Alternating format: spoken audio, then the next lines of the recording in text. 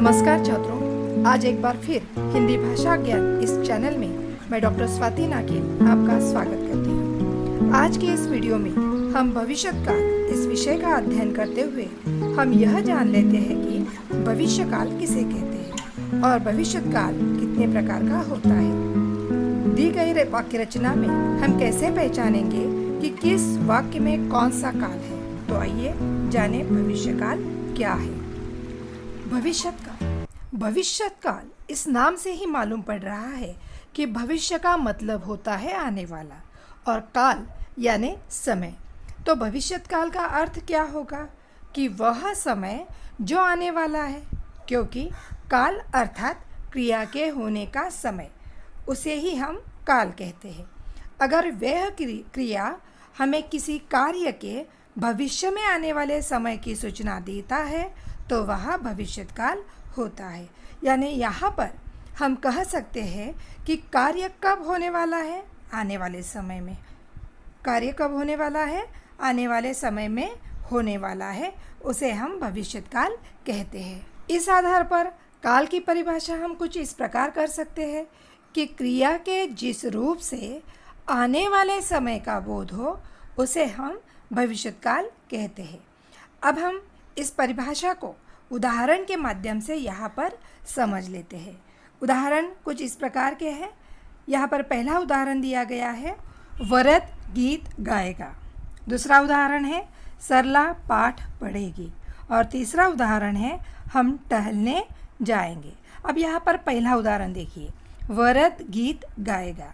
यहाँ पर इस वाक्य में वरद जो गीत गाने वाला है वह कब गीत गाएगा, आने वाले समय में, क्योंकि इस वाक्य में गीत गाने का जो कार्य है वह अभी बाकी है, अभी शेष है।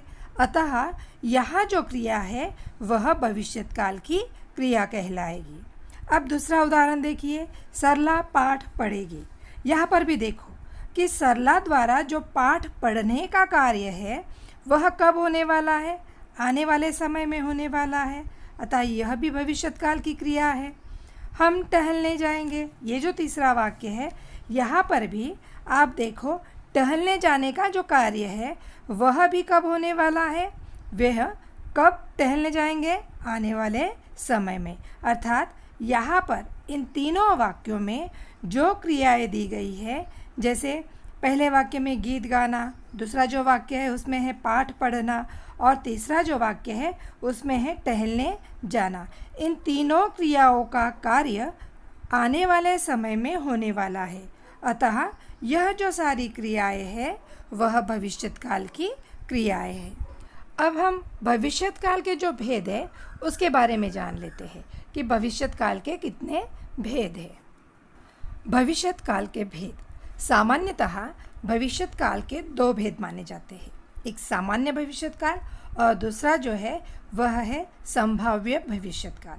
पर हम यहाँ पर केवल सामान्य भविष्यकाल के बारे में ही जानकारी लेने वाले हैं, क्योंकि आपकी जो हिंदी की पाठ्यपुस्तक में केवल भविष्यकाल के जो भेद है वह सामान्य भविष्यकाल वही दिया है और परीक्षा में भी आपको केवल उसी पर आधारित वाक्य पूछे जाते हैं। इसलिए हम केवल यहाँ पर सामान्य भविष्यकाल इस भेद के बारे में जान लेते हैं और सामान्य भविष्यकाल का सूत्र भी हम किस प्रकार बना सकते हैं वह भी हम उदाहरणों के माध्यम से समझ लेते हैं, ताकि उस सूत्र के आधार पर आप आसानी से सामान्य भविष्यकाल के वाक्यों को बना सकोगे। तो आइए हम देखते हैं कि सामान्य भविष्यकाल किसे कहते हैं। सामान्य भविष्यकाल, क्रिया के जिस रूप से आने वाले समय में कार्य सामान्य रूप से होने का बोध हो उसे सामान्य भविष्यकाल कहते हैं। सामान्य भविष्यकाल किसे कहेंगे कि यहाँ पर जो क्रिया है उस क्रिया से हमें क्या पता चलता है कि कार्य कब होने वाला है, आने वाले समय में होने वाला है और वह भी सामान्य रूप से होने वाला है, उसे हम सामान्य भविष्यकाल कहते हैं। अब इस बात को हम उदाहरण के माध्यम से समझ लेते हैं। यहाँ पर जो उदाहरण दिए गए उसे हम पहले पढ़ लेते हैं। राम पुस्तक पढ़ेगा, अवनी पुस्तक पढ़ेगी, बच्चे पुस्तक पढ़ेंगे, मैं खत लिखूँगा। इन वाक्यों को जब हम पढ़ते हैं तो उन्हें पढ़कर हमें यह पता चल रहा है कि यहाँ पर कार्य जो है वह आने वाले समय में सामान्य तौर पर समाप्त होगा। यहाँ पर देखिए, पहला जो वाक्य है कि राम पुस्तक पढ़ेगा, यहाँ पर राम के द्वारा पुस्तक पढ़ने का कार्य कब होने वाला है? आने वाले समय में सामान्य तौर पर किया जाएगा।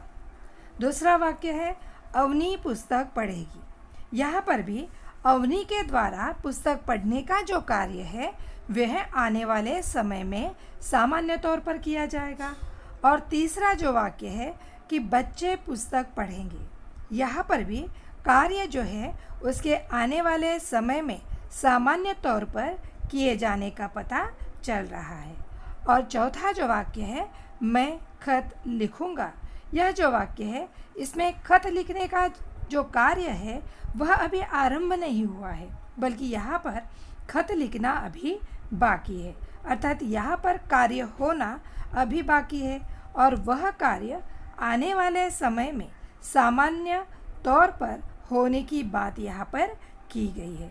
अर्थात अब यहाँ पर यह जो 4 वाक्य आपको दिए गए हैं उनमें की जो क्रियाएं हैं, उन क्रियाओं को यदि हम पढ़ते हैं तो इन चारों वाक्यों में कार्य के पूर्ण होने की या अपूर्ण होने की बातें नहीं दिखाई दे रही है, बल्कि सामान्य तौर पर क्रिया को पढ़ने पर यही पता चल रहा है कि कार्य आने वाले समय में सामान्य तौर पर पूरा किया जाएगा।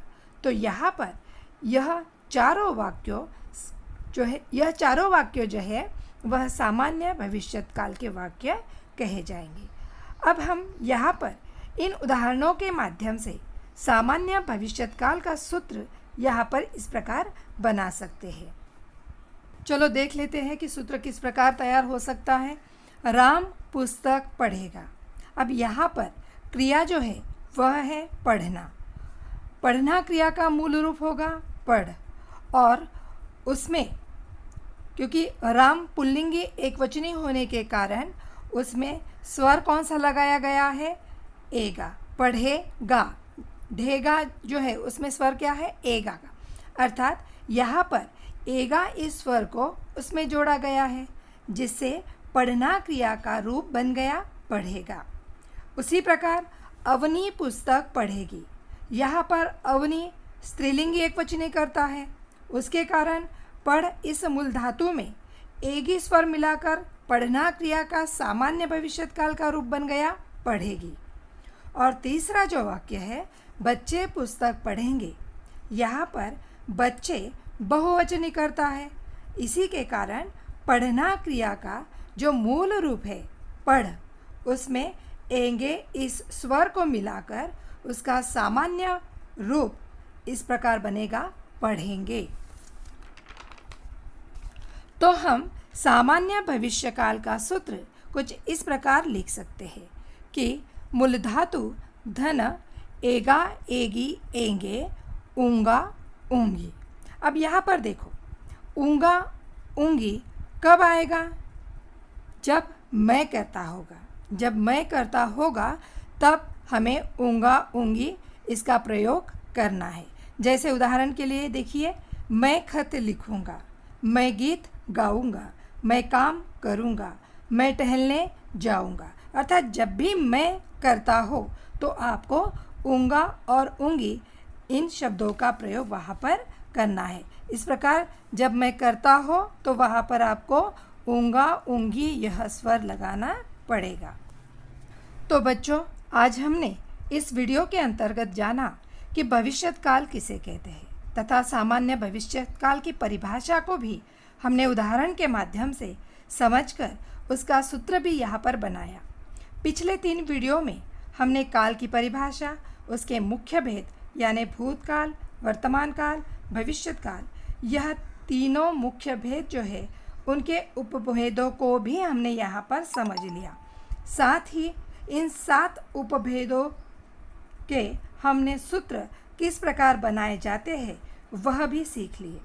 आशा करती हूँ काल परिवर्तन यह जो विषय है यह आपको अच्छे से समझ आया होगा। काल परिवर्तन के अंतर्गत हमने जो 7 सूत्र यहाँ पर सीखे, उन 7 सूत्रों को हम यहाँ पर फिर से उसे एक बार रिवाइज कर लेते हैं, ताकि आप इन सूत्रों के आधार पर परीक्षा में पूछे गए वाक्यों का काल परिवर्तन सही तरीके से कर सको।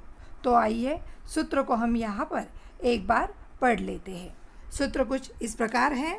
भूतकाल, भूतकाल का सामान्य भूतकाल का सूत्र होगा मूल धातु धन आ ई ए। अपूर्ण भूतकाल का सूत्र होगा मूल धातु धन रहा रही रहे धन था थी थे।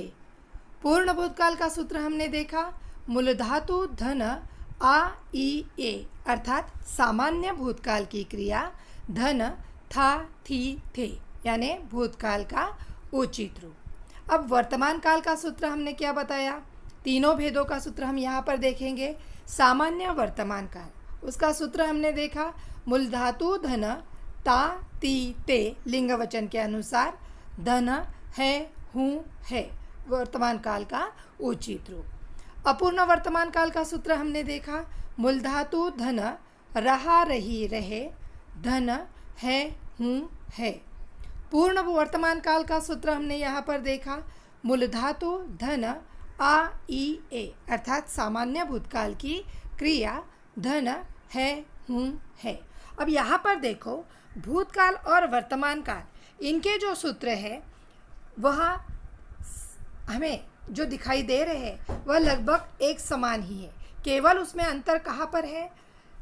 भूतकाल के सूत्र में हमने भूतकाल का उचित रूप वहाँ पर लिखा है था थी थे, और वर्तमान काल में वर्तमान काल का उचित रूप है हूँ है। यानी अपूर्ण वर्तमान काल और अपूर्ण भूतकाल में केवल आपको सूत्र में अंतर क्या है, उसमें भूतकाल में भूतकाल का उचित रूप लिखना है, वर्तमान काल में वर्तमान काल का उचित रूप है। उसी प्रकार पूर्ण भूतकाल और पूर्ण वर्तमान काल में भी क्या अंतर है? वहाँ पर भी हमने पूर्ण भूतकाल में भूतकाल का उचित रूप लगाया और वर्तमान काल में वर्तमान काल का उचित रूप लगाया। यानी अपूर्ण और पूर्ण जो भूत क्रियाएँ हैं उसमें केवल इतना ही अंतर है कि वहाँ पर आपको उसी का उचित रूप वहाँ पर लिखना है। अब भविष्यत काल, भविष्यत काल के अंतर्गत सामान्य भविष्यत काल हमने देखा, उसका सूत्र हमने बनाया मूल धातु धन एगा एगी एंगे ऊंगा ऊंगी। जब मैं करता रहेगा तो आपको ऊंगा ऊंगी इसमें परिवर्तन करना होगा। ठीक है, तो बच्चों आज के इस वीडियो में बस इतना ही। हम आगे भी अन्य विषयों की जानकारी प्राप्त करते रहेंगे। यदि आपको यह वीडियो पसंद आया होगा तो इसे लाइक, शेयर और सब्सक्राइब करना ना भूलें और अपने कमेंट्स भी ज़रूर लिखें। धन्यवाद।